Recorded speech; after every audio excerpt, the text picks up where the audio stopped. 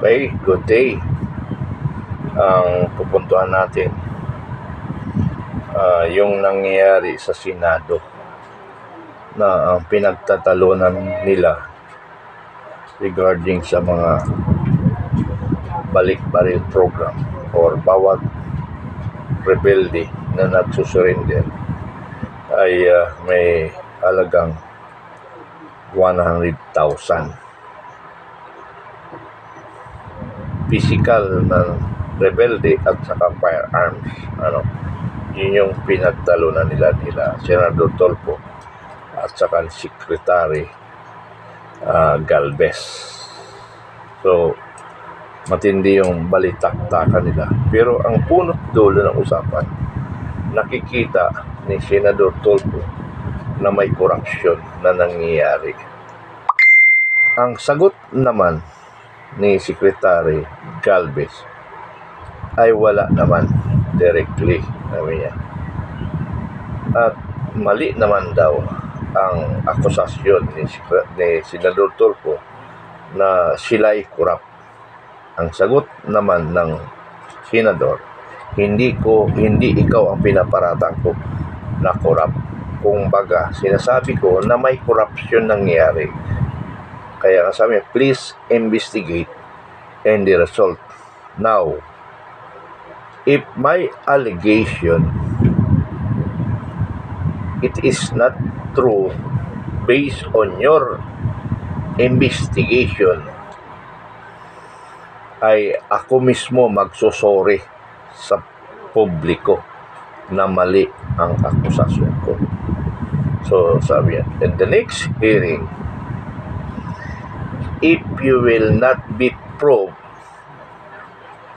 na walang corruption sa EAP, babawasan niya ang pundo ng more or less 1 billion. Okay. Kasi ang pinagtatalunan nila doon, yung may baril at saka wala. Bakit yung walang baril ay kasama sa nagsusurrender? Yun ang isang pinagtatalunan. Ang sagot naman ng Secretary Galvez, because that is the agreement both parties, the government and the rebels and the other country, Muslim country.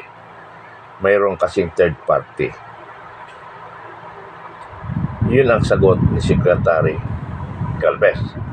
Ito naman si Senador Tolpo, hindi niya rin maintindihan kasi ang pinaprove niya, in every head, 100,000 binibigay. Hindi rin masagot ng directly ni Secretary Anyo. So, ang nakikita ko dito, although ito pa lang, andoon rin si Senador Amy Marcos and the ni Senador Estrada. Siya yata yung committee chairman on security matters. So, ang nakikita ko dyan, based sa experience, kasi mayroon naman talagang, yun ang hindi na ipapaliwanag ni Secretary Galvez. Naipaliwanag niya nga, pero nahirapan siya magdepensa. Pero before that, bago ko ituloy nga pala, like and subscribe and shares my blog, punto por punto. Ang hindi nila ididepensa ni Secretary Galvez, mayroon kasing may baril at saka wala. Yung wala ay parang lang yung consideration. Ang masaklap doon, walang fixed amount na sinasabi si Secretary Galvez. Hindi niya madepensahan. Hindi rin ako makapagbigay comment kasi nga walang binabanggit na fixed amount doon, so walang baril. Kasi parang dagdag lang yan sa livelihood. Ang sinasagot rin kasi, ayan kasi ang trend sa Mindanao, kailangan yung baril is protection nila.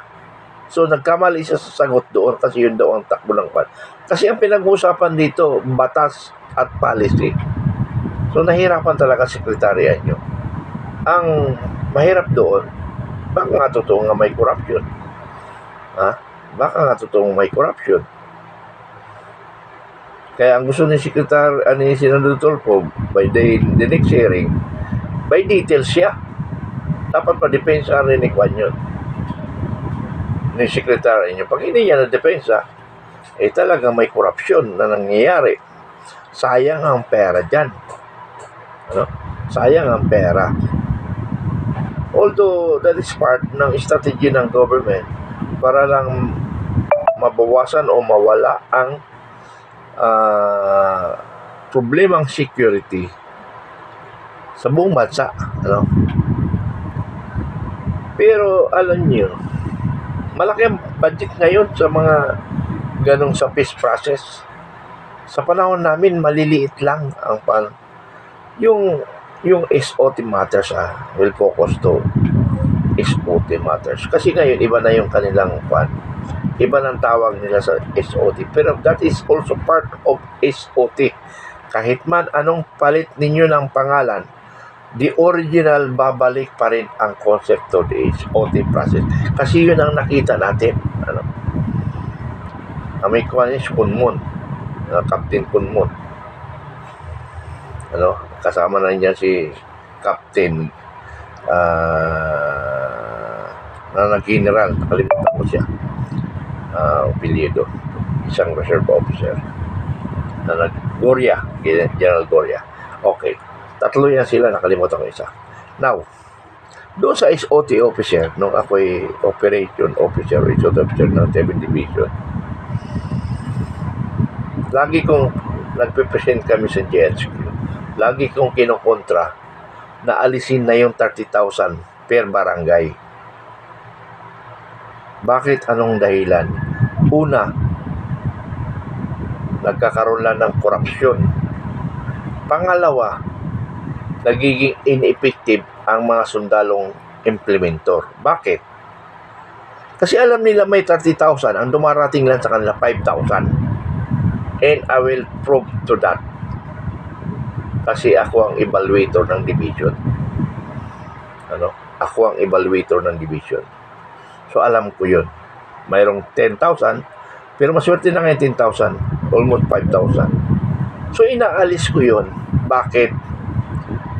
Kasi noong before dito 30,000, wala naman 30,000 noon eh.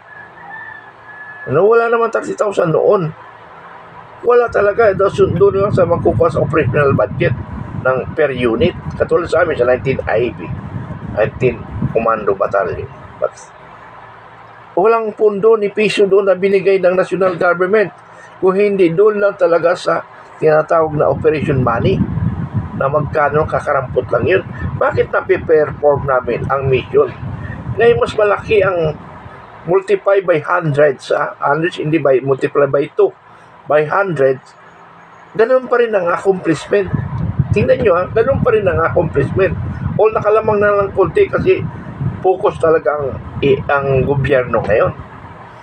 Pero pinapaalis ko yun para mawala ang korupsyon, gumanda ang takbo ng operation. Kasi yung mga sundalo ayaw mag-perform. Kasi niluluko nga lang sila ng kanilang seniors, officer. So, ako mismo doon sa J3, ako mismo nagsasabi, tanggalin na yan. Kasi yan ang dahilan naging ineffective ang mga sundalo dahil alam nila may korupsyon. Okay, so much for that. Balik tayo doon sa kaya ko gustang tanggalin yan. Dahil balik pala sa 19 IB. Di 19 IB yung sa Lambat Bitag, naabutan ko yun. Papasok pa lang ako pero naabutan ko ng panahon. The only 1st Battalion in the Philippine Army who cleared the guerrilla front without fund from the AFP. Mayroon yung operational na SOP, MOE, at saka yung gasolina. Yun lang yun. Paano namin pinakilos? By Colonel Balwes. in coordination sa local government. Government ang kikilos. Tayo pwersa lang. Okay. Ginawa ko yan. Ginawa ko yan. Nung ako'y, ibig sabihin, ginawa ko, na-implement ko kasi nung nasa 19IB ako, hindi gaano ako kasi kulang pang kaalaman ko because I'm only first lieutenant at that time. Pero ginagawa ko yan sa mga barangay captain lang kaya ko. Pero kahit pa paano, yung mayor, nakakaya ko rin noon. But nung nasa 7 division na ako, nakaya ko ang mga governors, mga mayors to support the mission of the army. Okay. So, kaya nga lumabas yung area clearing concept. Yun yung konsepto na ipinasok ko sa J10, which is considered by General Ocho Terena. Na i-consider yung konsepto ko na yung area clearing. Actually, total municipal clearing ang clearing ko. Kaya lang ginawa lang area clearing for Guerrilla Funds clearing. So, walang pondo yun. Kukuha tayo ng pondo. Ang magbibigay ng pondo, yung local government, every mayors ang magsusupport ng kaya nga total municipal clearing. Kasi every municipality ang magsusupport sa area niya. Kasi kung guerrilla siyempre provincial yun. So, mahirap rin magkuha. So, pero kahit pa pala, na-consider ng higher quarters yung konsepto ko, but area clearing. Pero ang gusto ko kasi doon, ang municipal mayor, ang papakilusin ko, ang gagasto sa operation namin. Yun ang point ko doon. Yun ang nakita ko na very effective. And the barangay captain, hindi sila makasupport ng financial, but on information and physical, kaya nilang magsuporta.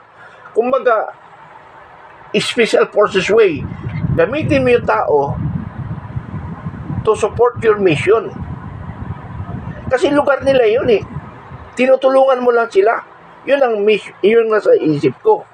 And that is the special forces way. Hindi katulad sa ranger. Ang ranger is fight kung fight. Ang SF naman, organize and fight.